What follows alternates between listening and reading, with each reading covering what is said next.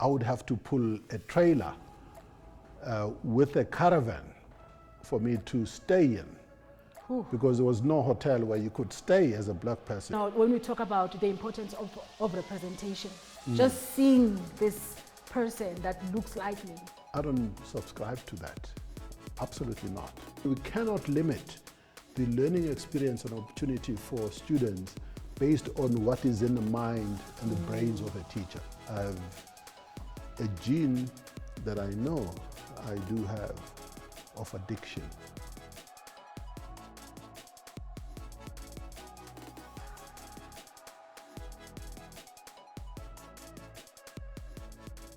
Hello, welcome to our latest episode of Cocktail and Blurbs. I'm your host, Lindiwe Matlali.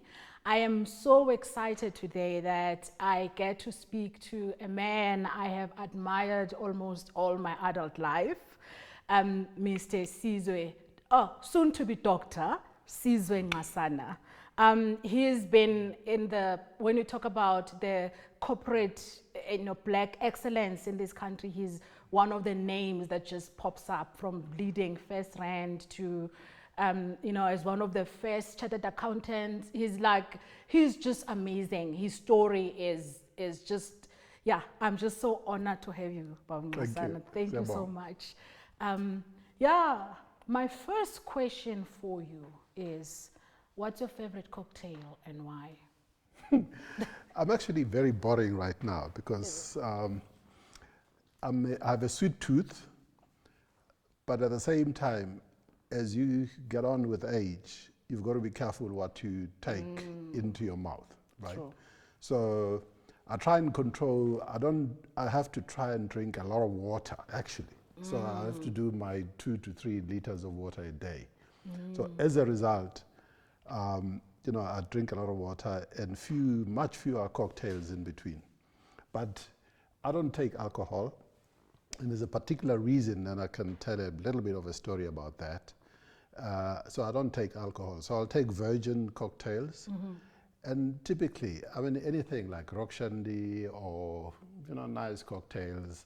I'm not particularly fancy about cocktails, but I have a sweet tooth. So I like cakes a lot. Oh. So yes, in fact, even before coming here, I was starting to feel a little bit sick because I had too many biscuits. Yeah. No, we share that because I like chocolate cake. I love chocolates and also lemon creams. I just love cakes. It's bad. I love them. I want to hear more about your story, why you don't take alcohol. I think my family says the reason I like cocktails now with alcohol is because I started drinking late. My first alcoholic drink was when I was 26 years old. And so maybe I'm making up for all these years. I don't know. Yeah. I'm trying to find Jesus turned water into wine. We don't know which one is it. Exactly. So Yeah. Exactly. Yeah. Tell me about your career. I know it's like your story is rich. I think when I was at varsity, you were part of was it the Sizwe Nxasana Kobot or Kobot? Yes, you were one of those. I think it was the first chartered accountant firm, black firm in the country. National. Right? A national firm, yes. Yes, because I know when I was at varsity, at some point I wanted to be an accountant, but the accounting didn't love me as much as I did. Yeah. Then I changed. Yeah. So, these days you're going to find me in a classroom. I'm a school teacher. I'm a qualified school teacher. So you could find me teaching grade 2s about money, or teaching grade 10s about accounting or business or entrepreneurship. So that's what I do. I'm a teacher. But I'm also, as you mentioned, I'm doing a PhD in education in Denmark. I just came back this last weekend from Denmark. So it's about how teachers learn, especially if they transition from a traditional learning and teaching environment to a more student-centered approach, which is all about developing skills and competencies of the future of the world of work. So I'm doing a PhD on that topic. So I'm hoping to finish that in 2025. But essentially, just taking you back, you mentioned qualification, my qualification as an accountant. I went to Forte University way back, many, many moons ago. and studied BCom. By the way, Forte, the kids that don't know, Forte at that time was one of the best institutions for, we have all our leaders, they all come from there. That was before you guys. Exactly. So I'm old enough to know that. Yeah, exactly. So yes, so I went to Forte, and then because it was in those deep, dark days of apartheid, you couldn't really qualify as a chartered accountant having gone to Forte. It was not accredited to train you as an accountant. So after university, then went to UNISA when I was working and studying at the same time and so on, and eventually qualified as a chartered accountant. And that's where I'd done a bit of work, obviously working and serving articles in a small Afrikaans accounting firm in Durban. And we're doing a lot of work in the homelands and that kind of thing, because we're not allowed to do any work outside the homelands, actually. Yes. Because no one would actually employ you or give you work, those days. Yeah. It just shows how far we've come. No, we've come a long way. For a lot of us, young people, that we can't even relate that exactly. this is what you're talking about South Africa. Right? Exactly. Yeah. And in those days, I mean, like for instance, I graduated and I got to a level where I was an audit manager in this firm, and my juniors would be some white people. But when we went out to towns like Port Shepstone or Ladysmith or Newcastle or Empangeni and all these places in KZN, I would have to pull a trailer with a caravan for me to stay in. Because there was no hotel where you could stay as a black person. So my juniors would go off to a hotel, and I would park the trailer at the client's premises, and that's where you live, right? But we wanted to qualify as CA, so there were sacrifices that we had to make. And the perseverance. Exactly, all of that. So anyway, eventually qualified. And then I started the firm. Initially, it was Sizwe Company, the first black accounting firm in KZN in those years. And there were no companies that you could do audit of, because they were all white owned, right? So our clients typically were shopkeepers in the township, bottle store owners, doctors, lawyers. That's who really kept us going. Until around 1992, 93, when things started to change. We started to get clients like the international aid agencies, USAID, Canadian Association for Black Business, some NGOs from Europe and so on. So they were giving us a little bit of work. And obviously things changed dramatically in 1994, because here was a new government, as we became a democratic country, which was looking for people they could trust to advise them on how to structure government businesses, state-owned enterprises, and all of that. That's why overnight we became a national firm. Sizwe Nxasana. So we had 7 offices throughout the country, employing more than 400 professionals that were mainly black, in fact, largely black. And that's why even today, when you look at, it's now called SNG, so SNG Grand Thornton stands for Sizwe Nxasana Grand Thornton. It's now an international firm, the 5th largest firm in the country, after all the big firms, the international firms. So we must really recognize and appreciate what the government did in 1994 to enable us as black professional accountants to do the work that we were doing. I mean, I'll just give you an example. The late Minister Stella Sigcawu did not really do this thing that's happening today, where as a black professional or a black business, you subcontract to a white company. No, she didn't do that. What she did was, we got audits for Eskom, for Transnet, and a lot of other state-owned enterprises on the same basis as the big 4 firms.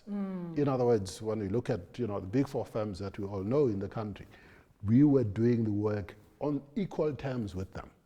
And that's what we needed to do to transform and give opportunities to our big black business people. Yeah, I mean, I remember when I was at varsity, because I went to UCT in '98. So, initially, as I said, I wanted to become an accountant, and then I realized that accounting just didn't like me as much as I liked it. Right. And, but on my second year, I remember like, you know, having, because I changed when I was doing third year, and I just, because I had accounting, economics and stats, and then I dropped accounting my final year and just continued with stats and economics.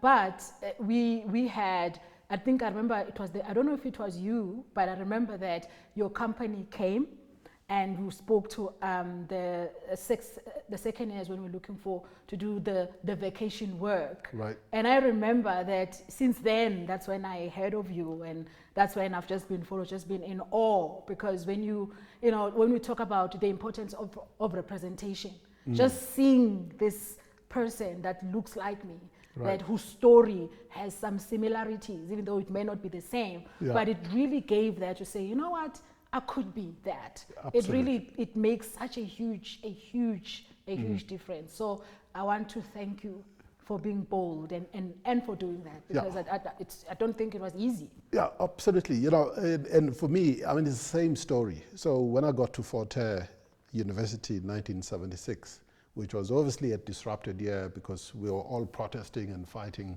against the system then. But one thing happened that year, which is quite significant, not just for me, for a lot of us. It was a year that Professor Wiseman Kutlu qualified as the very first black CA.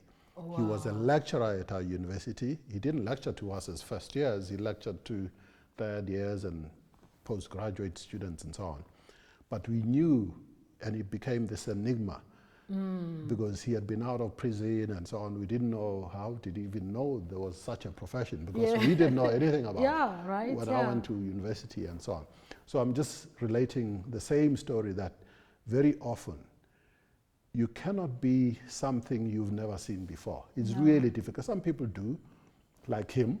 You know, he became something but probably that when he you had call a never story, seen. he may have the exposure, how he heard of it, because you need to hear from some for you to want it, right? Absolutely, yeah. So that is very important for some of us who are privileged, who end up occupying these positions or qualifying or achieving whatever it is that we're achieving, understanding the important role and responsibilities that we carry for those that follow us.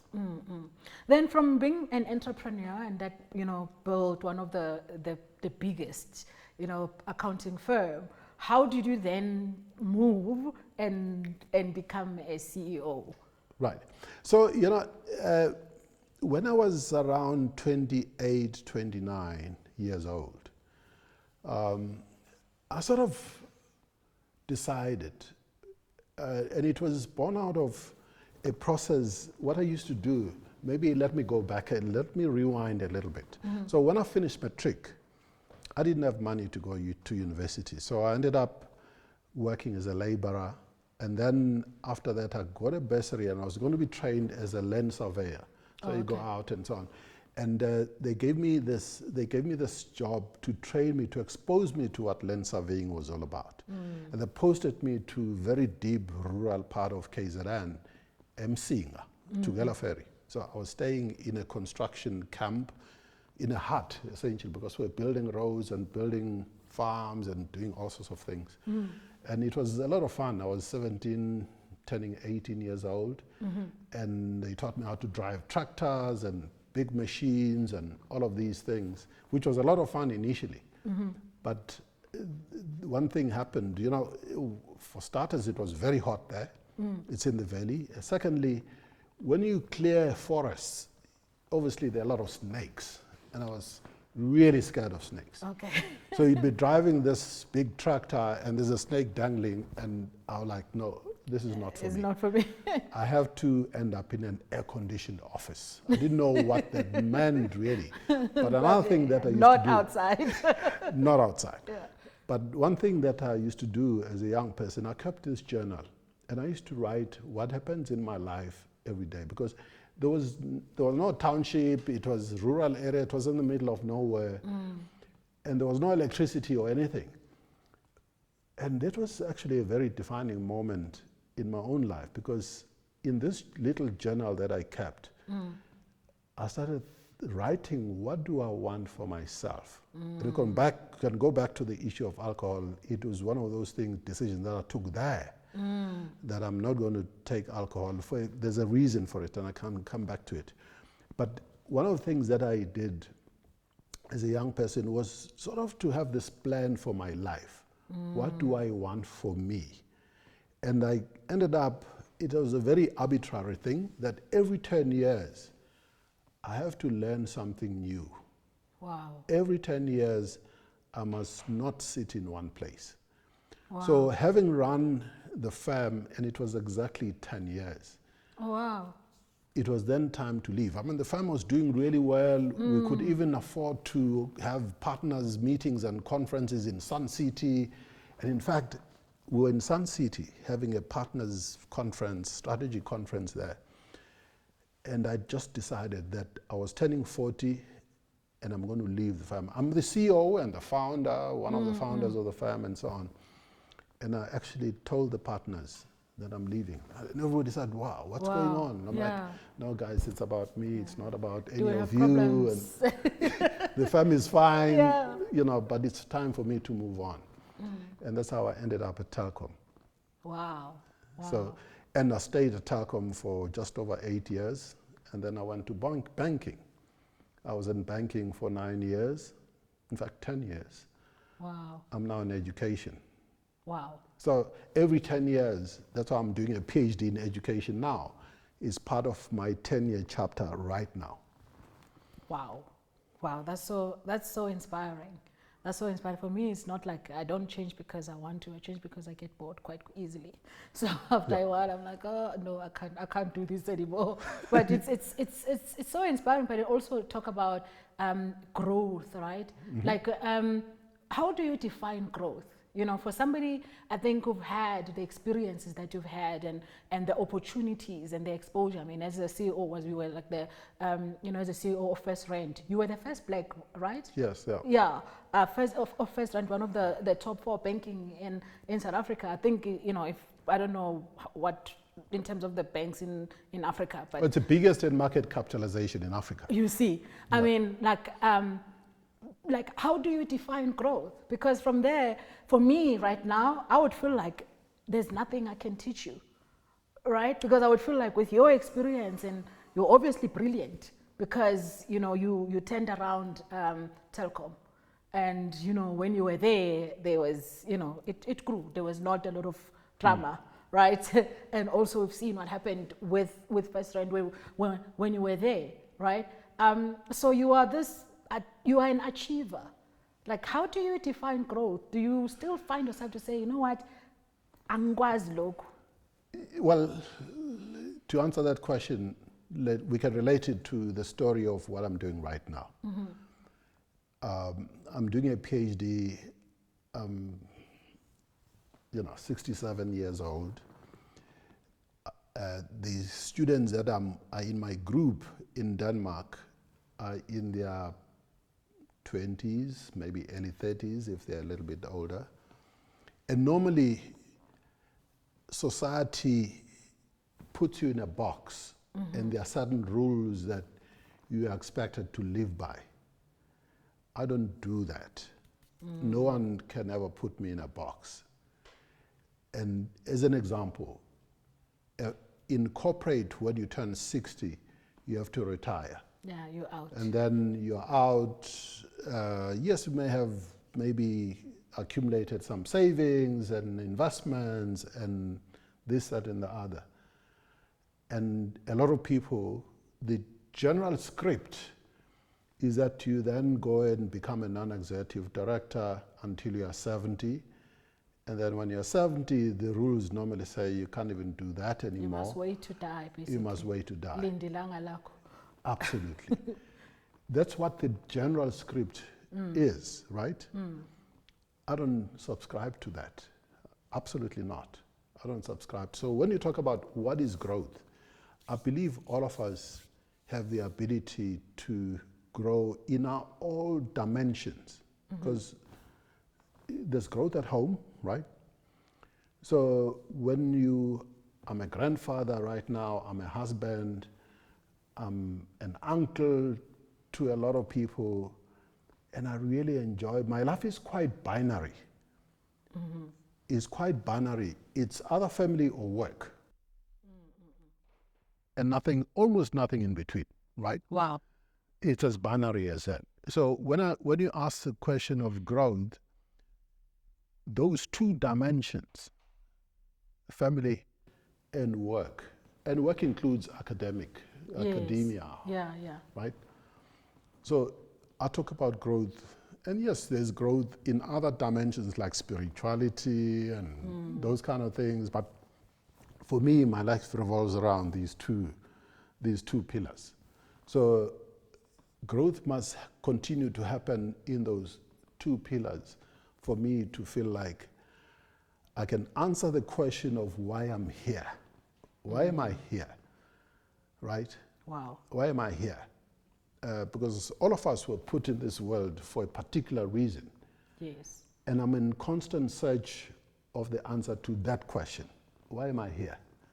So that's why retirement doesn't feature in my dictionary. It does not feature. Because I believe I have the capacity to grow, to learn, until I can't learn anymore when I'm 6 feet down.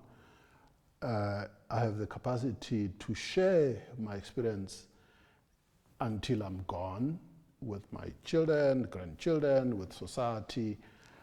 I am here as a very privileged black person. And there's a lot more responsibility that is bestowed on us who are privileged to live a life of purpose for those who are not as privileged as we are.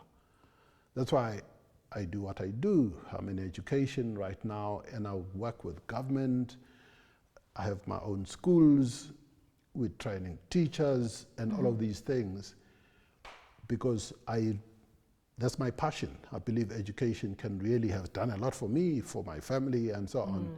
And it can do a lot for our people, especially given the fast-changing pace of the world of work. How do we address that issue? How do we give young people and older people the skills and the competencies to fulfill their lives so they can be better, and in addition, society can be better? Wow. Now you are in education. I mean, I've been like so interested to understand, like in terms of why do you decide to find to be the founder of the Future Nation Schools? Because you could have done something else, like maybe focus on entrepreneurship, I don't know, become a lecturer, why go and teach abantwana 5 years old?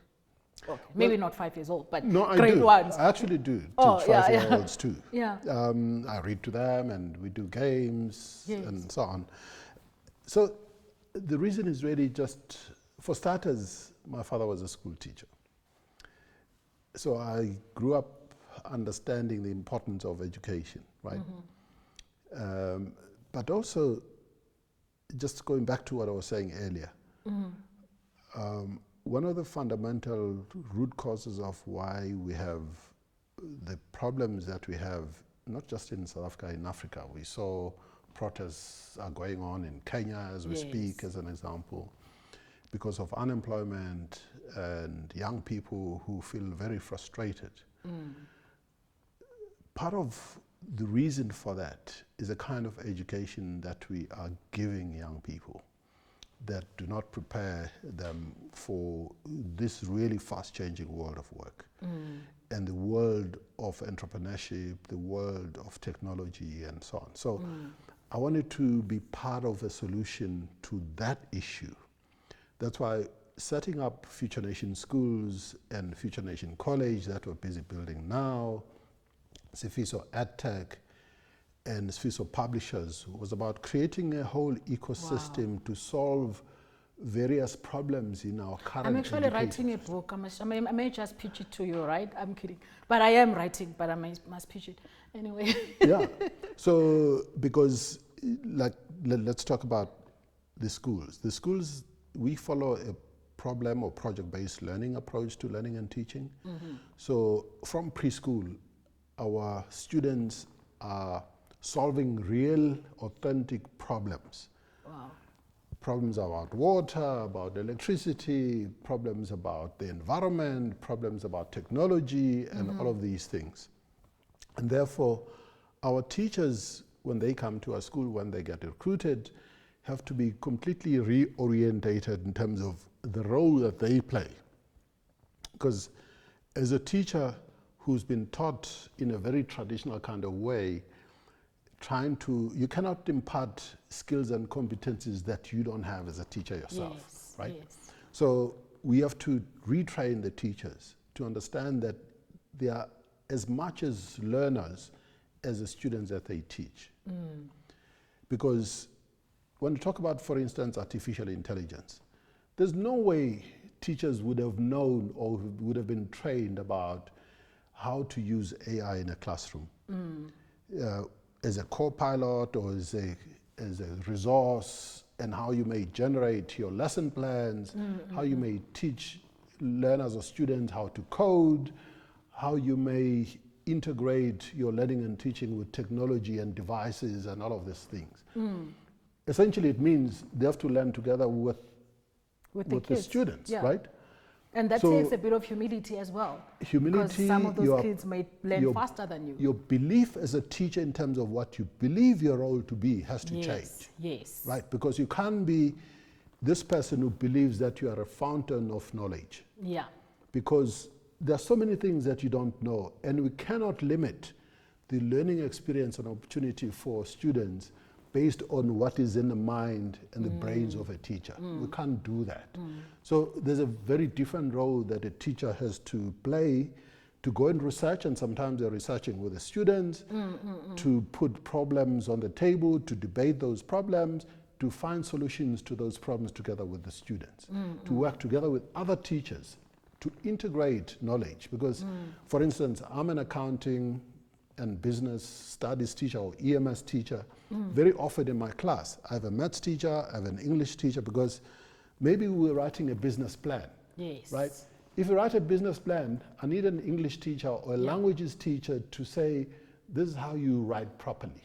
I need a maths teacher if we want to produce these t-shirts and I want to price this t-shirt. There's obviously a lot of mathematics in there. There's algebra, a lot of algebra. So it doesn't help for the maths teacher to teach algebraic equations in a silo to the application of where that algebra is going to be used.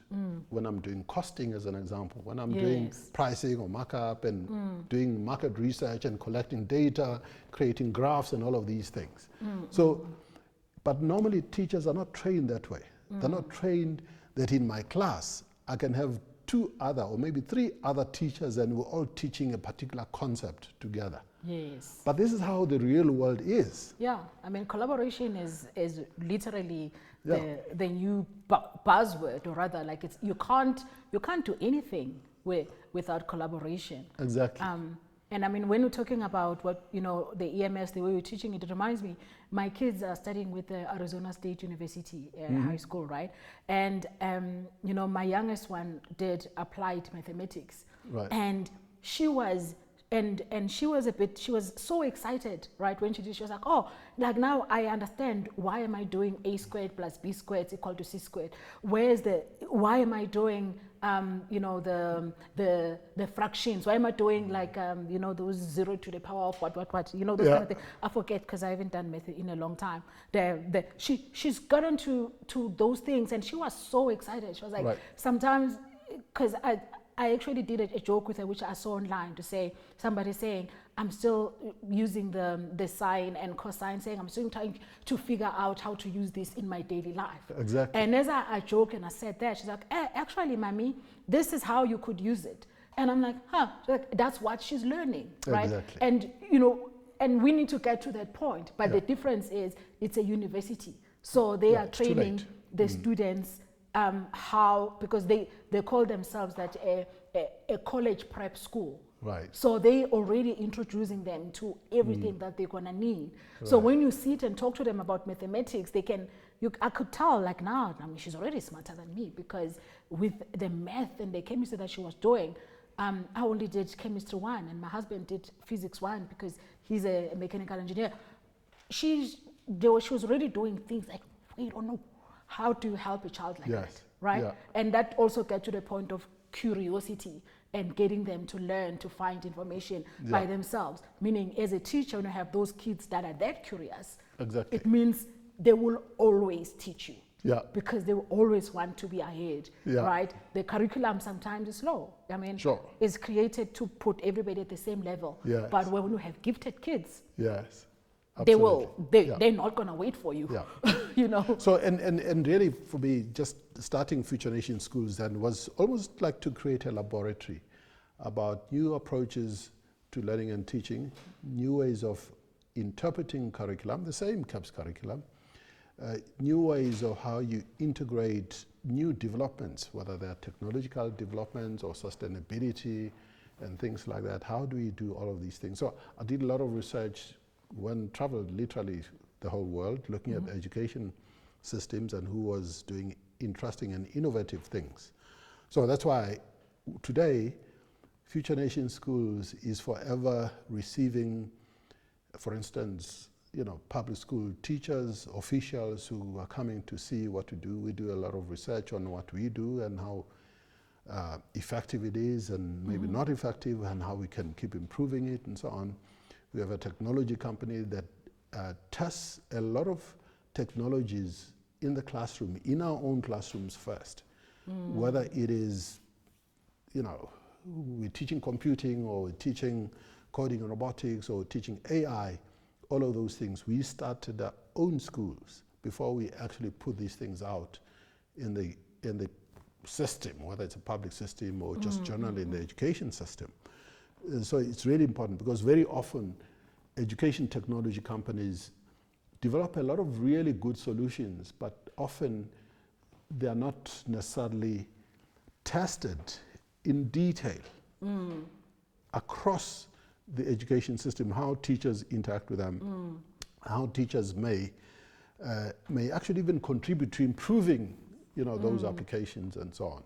So that's really important. And content, we all know our indigenous languages in South Africa are undermined as languages of learning and teaching, but also as commercial languages. So that's why the publishing part of our business is about exactly that.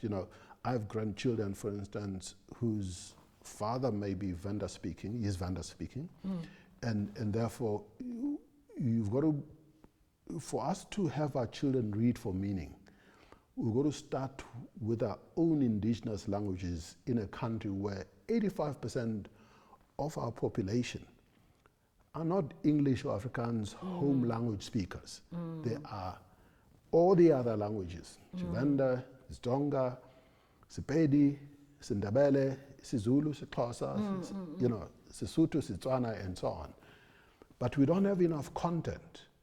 And those languages, yes, are used in the foundation phase, grade R to 3, as languages of learning and teaching. And then there's transition to English, particularly English, maybe Afrikaans in a few other cases, from grade 4 onwards.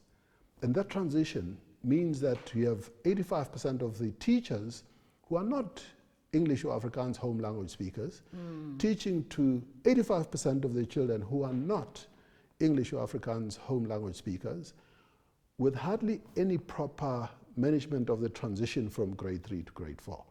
So how can our children ever read for meaning? Yeah, just jump, Nji, It's almost impossible. Yeah. From where? Yeah. When you haven't built your fundamental knowledge of your own language to read properly, to do pronunciation properly, to understand abstract concepts properly in your own language before you even transition.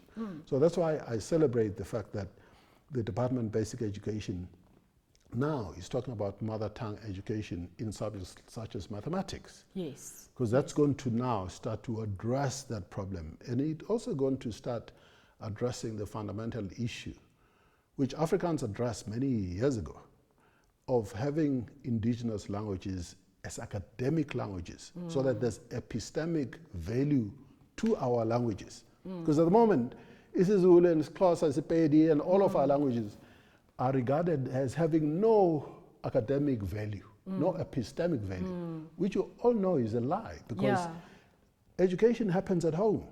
So what we've done, we've disintermediated and excluded parents from getting involved in the education of their children, because we're now teaching them in English and a little bit of Afrikaans from grade 4 onwards. Yeah, we have and also the pride in our language, right? I mean, growing up, you know, when we speak English, like, oh, no,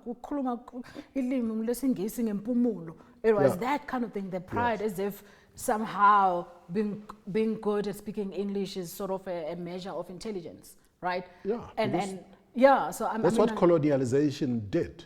yeah, It killed our culture and our languages, and it made these languages. That's why Africa today is divided into 3. It's either you live in English-speaking Africa, or you live in Francophone Africa, or Lusophone Africa. And all those countries who are colonies are taught in those languages. yeah. So we have this problem in the whole continent. Maybe there are few exceptions in some of the northern African countries and so on, who may teach in their indigenous languages, but the rest of Africa has this problem. Yeah, yeah. No, I mean, this is really amazing. It's been such a great learning experience. I mean, also the passion that we have, because I've got the same passion in education. I love children a lot, and I also feel like sometimes the frustration that I have with sometimes the education system is that it's not sometimes built for the gifted, because I'm passionate about those kids, because you know they are so smart, but Right. we lose some of them, what you know the research from MIT called the lost Einsteins. Yes. And how do we really end it is getting them as early as 9 years old. Exactly. Right? And that's part of one of those patients, because I mean, as I talk now, my youngest daughter would be one of those, because she's 13 and currently doing grade 12. Right. And it would have been almost impossible, Yeah. you know, for her, if she went into the normal schooling, she Yeah. would be currently now going to she'll be doing grade 8, Exactly. right? And you think like she'll be bored to Yeah. hell, because Yeah. she's, you know, doing so well and already doing math AP, algebra AP, she's killing it. Yeah. So it's that also making sure that from the teacher's perspective, have that ability to identify those kids, Right. nurture them and support them, and not like singababambezeli, because there's Yeah. no point. I was reading Exactly. about a 13-year-old who just the youngest graduated at the same school the kids are going to, ASU, youngest masters Yes. in engineering. I was like, oh my God, you Yeah. know? And it's not that we don't have those kids. And she's black, by the way, and a Yes. girl. Yes. So we need to do more of that, because now the face of intellect is not us. Right. It's very difficult. Like when you look at somebody who's intelligent, give me somebody, we call them about Einsteins, you can call them entrepreneurs, you know what I mean? We don't have the face of excellence that you can say. When you think of black excellence, you can say about Nxasana. Most of the kids now, they don't know as much about you than they should, because these are the people that paved the way, you know, for most of us. And I think that's a problem, where we're not telling our stories as much as we should. When Absolutely. you look at heroes, Yes. you know. And in fact, you know, intelligence is equally distributed in the world. Yeah. Right? It doesn't matter what race, creed, or color you are. When you think of a bell curve, having maybe the most intelligent people on the right-hand side, the average intelligent person sort of in the middle, who are the majority, and maybe people who cognitively need assistance. It's equally distributed in the world. There's no DNA that separates a black person, an Asian person, and a Caucasian person. Intelligence is the same, right? Yeah. It's the same. When we were born, we have the same intelligence. It doesn't matter where you come from. It's then what happens from that point, Yeah. after you're born. What opportunities are you exposed to? What societal structures are you exposed to? Because all of these things, racism is a social construct, right? Colonialism is a social construct. So we have people who colonized us, you know, in Africa and other parts of the world, and created this narrative which is false, that there are certain people who are more intelligent than others. Yeah. There's no such a thing. When There's it's no such a thing. exposure and opportunity. Exactly. That's That's the what only it thing, is. you know? That's why, I mean, as Africans, we have to do something about it and recognize our value, recognize the value of our cultures, recognize the value of our languages. Because you can imagine, I mean, even now, I fight with parents, some parents all the time, who say, well, you know, we want Afrikaans at your schools and so on. I'm like, why? They say, no, well, it's because Afrikaans puts bread on the table. But why can't we have Sizwe put bread on the table? Why are government tenders in our own country with a democratic government issuing tenders in English and Afrikaans only? Right? Yeah. There are a few exceptions, yes, where you may find tenders, for instance, government tenders issued in other, but the majority of them, why is Afrikaans given a preference on government tenders? Why is that? Yeah. In government gazettes, why does that happen? Yeah. Right? Yeah. It's because we haven't given our own languages the value they deserve as commercial languages, as academic languages, right? As well as commercial languages. So that, you know, I can tell you a story. I went and presented at one Afrikaans university, and we were pitching for business in this Afrikaans university. Because our bid was submitted in English, we were shown the door. We had to go and redo it in Afrikaans. So there's a reason why you should learn Afrikaans, right? Yes. But yes. we can do the same with Sepedi and Tonga and Tshivenda and so on. Yeah. There's no reason why you can't do it. We need to put that importance that we, you know, because if we, I think the problem is that we don't take ourselves that seriously. Because you may find that our culture, we could, you know, as long as I started as like, you know, something is nothing. But if somebody from outside or Louis Vuitton will take the Sizwe skirt, so all of a sudden the value has improved because a European decided to expropriate. You know? And then we start feeling like, oh my God, we, you know, this is good. Yeah. And I think it's still, I mean, I think it's going to take a while, but I think the more we start, the education of our kids is very important. Yes. Like in terms of, especially when they are young, starting to instill the right values in them. Yes. So my question for you, you spoke about something that was really important that I, you know, when we talk about, you said that you have your pillars, you know, work and then family. So I will ask you, how do you spend your quality time? So when Ubaba Sizwe ahleli ekhaya, what do you do? Like, how do you relax? So the couple of things, you know, for starters, really spending time with my children and my grandchildren and my wife is fun. We play.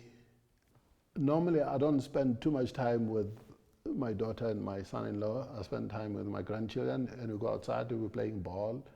You can kick? Or we play, yes. We play I ball, just want to or make we sure play... that you kick the ball or it kicks you.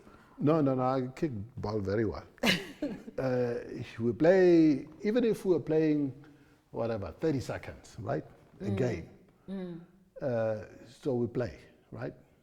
Because, you know, I just enjoy it. Yes. And it's fun, we do it together. You know what I'm saying? We play and so on, and we talk and so on. So I really, really enjoy that. Even my other set of grandchildren who are, you know, 7, 5, and 3, it's just so much fun to play with them, right? So I enjoy doing that. You know, I enjoy just spending time. Obviously, I read a lot. You know, just both my wife and I read a lot. I'm doing a PhD, and you've got to keep up to date with what's happening in business, with what's happening in the world, and so on. So I like cooking. Oh, wow. And I really rediscovered my love. Are you any good? No, I'm really good. I really rediscovered, well, not just because of my say-so, but because of people who eat my food. Okay. And I grew up cooking.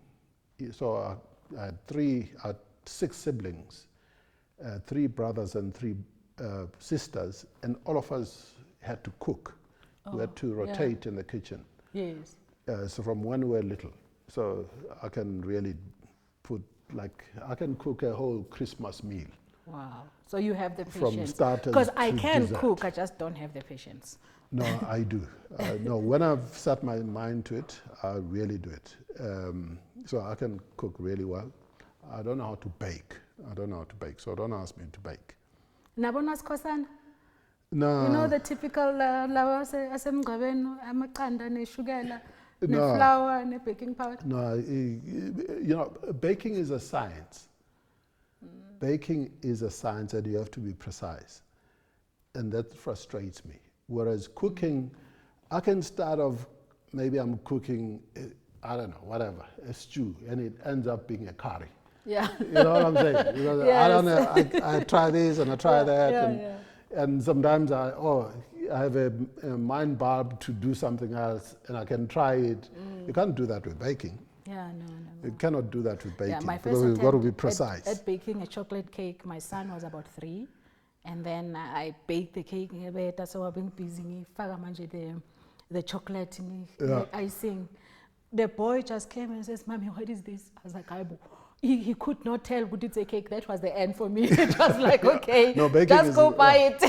Exactly. So I love cooking. I love cars too. So I love cars. I love all sorts of cars. Sports cars, vintage cars, the whole lot. I love cars. Do you collect them? I do. Wow, that's amazing. No, thank you so much for your time and for this opportunity. And one last question. You must look at your camera. What would you tell the young people that will be watching and listening to this? If you were to give them one advice to say, this is what you need to do for you to be successful, irrespective of what career or what you're doing, what would you say? Well, what I would say is... Or give yourself a young Sizwe Nxasana. Yes. Yeah. So, you know, I told the story of my young self keeping a journal. That journal is about, all of us need to ask this question, who am I, why am I here? And understand that our future, yes, of course, we depend on others to help us along the way, but a lot of it depends on what we ourselves do. The decisions that we take, who do we associate with, how do we keep going, even when the tough gets going. In other words, you know, you're trying to knock at doors and doors are closed in your face. Just keep knocking, just keep going. Some doors will open for you. So don't give up, because it is all really in your hands, and you've just got to keep telling yourself that you matter. Tell yourself that you can do it, because indeed you can actually do it. And one day, doors will open, things will happen for you that you sometimes never even dreamt of. And because why? Because you were persistent. You just kept going. And all of us have the capacity to learn new things, to learn new skills and competencies, and it is up to you to just go finding them. Don't wait for things to happen to you. In other words, thank you. Wow. So, my final question, I ask this to all of my guests. If you were to create your own cocktail, what would be in it and what would it be called and why? That's a very difficult question, to be honest, because it needs a bit of creativity. But perhaps just a couple of thoughts. You know, this concept of turning lemons into orange, into a wonderful juice, is a concept, you know, for starters, lemon, I think, gives a little bit of freshness with it and so on. As I indicated earlier, I don't drink alcohol because I have a gene that I know I do have of addiction.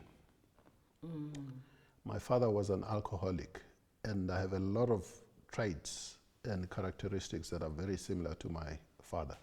When I do something, I do it really like over the top, right? So I wouldn't be able to help myself. So that's why if I had to do a cocktail, for starters, it wouldn't have alcohol, so it would be a little bit boring, but it would have a little bit of... Very nice virgin one. Yeah, it would have a little bit of lemon. It would, you know, have... what ingredients? You know, I'm just trying to think.